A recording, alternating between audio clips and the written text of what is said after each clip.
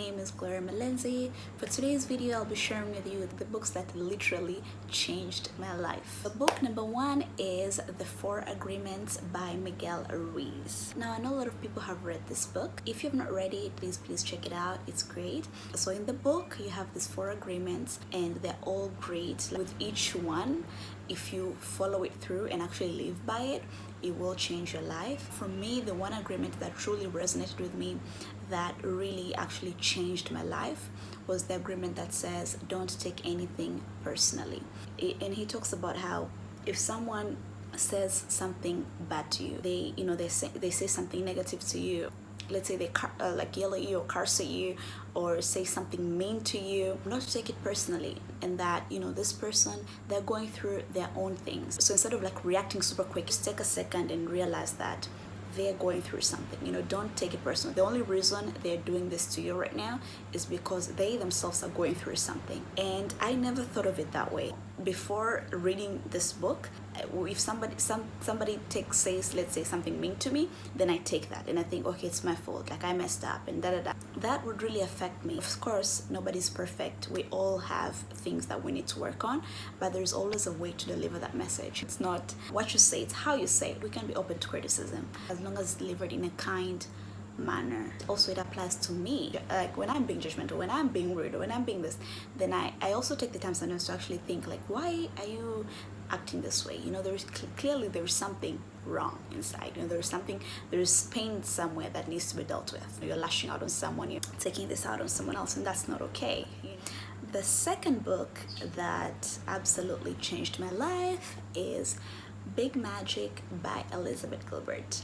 Now, I know in this video I talked about this book. If you're trying to start something, anything, you want to do anything creative, or you want to start anything that scares you, you're scared of what people will think about you, you are scared of failure, you're scared of rejection, any of those fears, any fear that you may have with getting started, then I would definitely recommend reading Big Magic by Elizabeth Gilbert. The book, like, she just breaks down like each fear, like whatever fear you have, because she talks about how she's had her own fears with ideas and different things that you want to do in life. Nothing is new under the sun, and so whatever it is that you want to work on, you just need to start working on it right away. You shouldn't wait for this, you shouldn't wait for that, because the next thing you know, you have 10 people doing what you wanted to do, and you're like, I had this idea, I had that idea, but guess what? You never did anything about it. You never tried to implement your idea. And so she's like trying to give you that push to just get started, just start doing this. Don't wait for this, don't wait for that.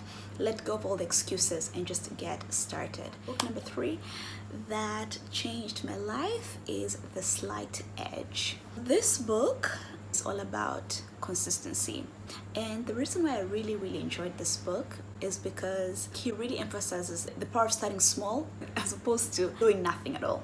Because sometimes I think we all go through this, where you may have, like, for example, it can be that you want to, let's say, start eating healthy, or you want to start working out, or you want to start a business, but then we get into our minds, like we overthink things, and because you're overthinking everything, you're just choosing not to act at all.